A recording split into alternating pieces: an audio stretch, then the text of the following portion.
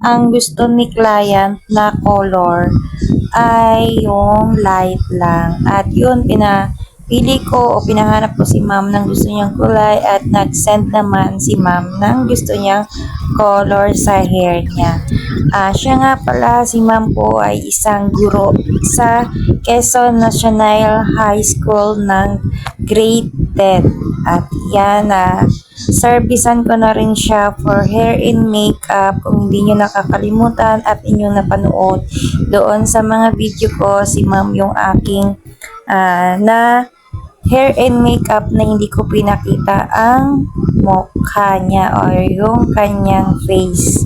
At yan, binabad ko siya dyan pero nag-wet applying kami ng hair color dahil ang gusto ni ma'am ay light color at manipis yung hibla ng hair ni ma'am. At yung gusto ni ma'am ay syempre susundin natin kung ano yung gusto ng client natin. Ayan, nag-wet hair ako dyan na application. At yun, nagbabad ako for 2 hours ko siya binabad guys. Opo, 2 hours ko siyang binabad dahil nagsabi pala si ma'am o nag-share siya ng experience noong una niyang nagpa-color sa hair niya. Nagpa-color siya sa ibang hairdresser pero hindi daw tumalab yung color na ikinolor sa hair niya. At iba yung color na kinulay sa kanya noon na ipinakulay niya sa akin ngayon. Dahil yung pinakulay daw niya noon, light daw ang pinakulay niya noon pero hindi daw talaga tumalab. As in light na parang ginawa pa daw yellow or yellowish or light talaga ang pinakulay niya pero hindi daw talaga tumalab sa hair niya. Pero para sa akin, kung halimbawa naman po ay sa mga baguhan, sa gusto pong magkulay, sa mga tulad nito sa hair ni ma'am na hindi po talaga as in talaban ng mga color, ay suggest po sa inyo, hindi naman po sa nagmamagaling at nagmamarunong. Gusto ko lang po rin i-share sa inyo yung aking konting kaalaman na kapag ang hair po ng ating client ay hindi po tinatalaban ng any color, light or dark, hindi nagbabago yung texture ng hair nila, ibig sabihin lang po na pasaway yung hair ni ma'am o pasaway yung hair ng client natin. I-suggest ko lang po para sa inyo, sa mga baguhan dyan, i-massage po ninyo, always massage po ang gagawin po natin sa hair ni ma'am or hair ng client natin. Lagi po nating mamasahiin habang nakababad po siya sa color. Dahil po malaki po ang naitutulong ng pag-massage o massage o haplos-haplos sa hair ng ating client kapag hindi po ito laging tinatalaban o mahirap po talaban.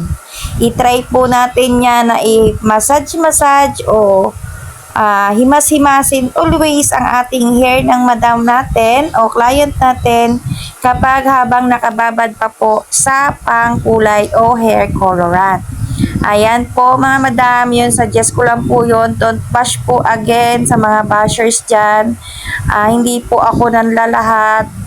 Sa mga baguhan po yan na hindi pa as in o gusto pong marunong o gusto pong may dagdag kaalaman, yun lang po yung i-share ko sa mga baguhan na hirap po magkulay, lalo pag ang hair ng mga kinukulayan natin ay pasaway, as in pasaway na hindi po tinatalaban ng mga color. Yun lang po yung gagawin natin guys, at thank you so much po sa mga always nakasupport sa mga client ko, sa home service, sa mga walk-in, at all client sa mga ko na dyan o sa mga repeat client ko na po. Tulad po nitong ating kinulayan mga madam, itong aking sinervisan na si madam ay pangalawang beses na po siya sa akin nagpagawa. Una po ay hair and makeup, ngayon naman po ay sa hair naman niya.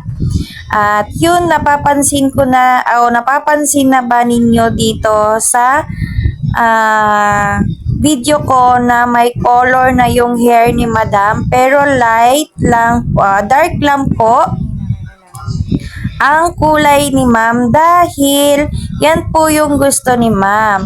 Ang kulay po na ibinigay o gusto ni Ma'am na gawin ko sa kanya ay chestnut brown po. Ayan. Sa mga hindi po nakakaalam at mga nakakaalam, ang chestnut brown lang po ay inaalis lang po niya yung color na natural hair or black or naman po kung naka-black ang hair ng mga madam natin, yan po yung kalalabasan ng chestnut brown. At kung mga may color na po yung hair ng client natin at i-chestnut brown po natin, mas light po yung kalalabasan dito sa aking ginagawa. As in light, para po siyang nagre-red or nagre-red brown ang effect po niya kapag yung gagawan po nating color sa hair ng ating mga client ay light color na po na iwawash naman natin ng chestnut brown. Ito naman pong hair ni Madam ay black na black po kanina. Ayun. At pinakita ko nga po sa inyo yung process ko kung paano ma-wash out yung black dahil yun nga po, sabi ni Madam na hindi daw po nakukulayan ng kahit na anong color yung hair niya. Ibig sabihin po para sa ating mga hairdresser, ang hair ni Madam po ay pasaway. Yun po yung tinatawag na pasaway na kahit anong gawin, kahit anong kulay, ay hindi po siya nagkukulay. Ayan, kung mababalikan nyo lang po yung sinabi ko kanina, kung paano magawa ng paraan kung paano makukulayan ang mga pasaway na hair na kahit anong gawing kulay ay hindi nakukulayan. Ayun doon po sa una kong sinabi kung paano po ang process. Ayan po, hindi ko po nilalahat dahil alam ko po na mas mayroon po dito na nanonood na mas maalam pa sa akin at syempre ako naman po ay nag-share lang naman ng aking kaalaman. Hindi naman po ako professional o hindi naman po ako as in nagmamarunong, pero para po sa akin, ako po ay matagal na hairdresser na. 2005 pa lang po ako po ay hairdresser na, manicurista na.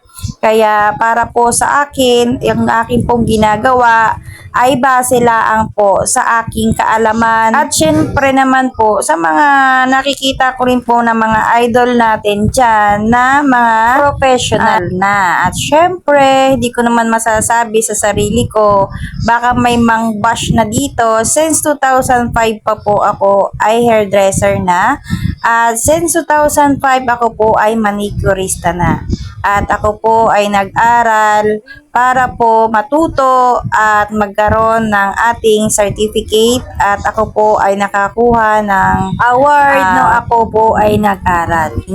Ako po ay nagmamalaki, syempre pinagmamalaki ko po yung pinag-aralan ko dahil po sa ating pag-aaral at pagsisikap, ito po yung tulay para sa ating pag-asenso ng kaalaman dito sa larangan ng pag-hairdresser po. At balik na tayo dito sa usapin sa hair ni Madam. At yan, nakapapansin na ninyo, yung sinag ng araw may kulay at doon sa pinakantoktok niya ay walang kulay. Para siyang nagba-brown lights, black lights pa lang. Kasi po, yung hair ni Madam ay kapag naarawan lang po ninyo makikita yung hair na color niya. Nag-e-effect o nagre-reflect po yung color na chestnut brown kapag ang hair ng client natin ay black hair or virgin hair po. Pero hindi na virgin hair yung hair ni Madam kasi siya po ay reband hair at saka nagpakulay na daw siya na hindi nga daw po nakulayan. Yung unang sinabi ko sa video na nagpakulay siya na hindi siya nakulayan. Kahit anong gawin daw nung nagkulay sa kanya, hindi daw talaga kumulay sa hair niya. Kaya hindi na siya virgin hair pero black hair pa rin po bago ko po siya nakulayan. Ayan po yung kanyang after na aking pagpaprocess ng hair color chestnut brown na gusto naman ni ma'am na nag-send si ma'am ng color na gusto niya. At ginugustuhan naman ni ma'am yung ating pagpaprocess sa kanyang hair at nagpapasalamat din si ma'am kasi nakulayan na rin yung hair niya. Ayan, ang sabi nga niya, buti na lang nakulayan na yung hair ko. Buti na lang dito ako nagpa-color sa iyo. At yan ma'am, thank you so much po sa iyong pag-feedback ma'am. Salamat po at nagandahan at nasiyahan po kayo sa aking ginawa sa hair nyo ma'am. Thank you so much din po sa mga viewers ko. Always nagsusupport ng like, nag-share, nag-heart dyan mga madam. At mas maganda po sana kung nagko-comment po kayo dito sa ating mga video. Ayan, maraming salamat po sa lahat ng aking supporters. At ito naman po yung ating final result mga boss madam ko. Ayan, napakaganda, napakalatina. Ayan mga madam. Reflection pag may araw, liwanag sa araw, liwanag sa ilaw, nagre-reflect po yung hair ni madam. Pero kung wala pong liwanag o walang ilaw, siya po ay medyo darker o black brown yung effect. Maraming salamat po sa inyong panonood always sa aking video at huwag po kalimutan na mag-subscribe, like, comment, and share po. Thank you so much.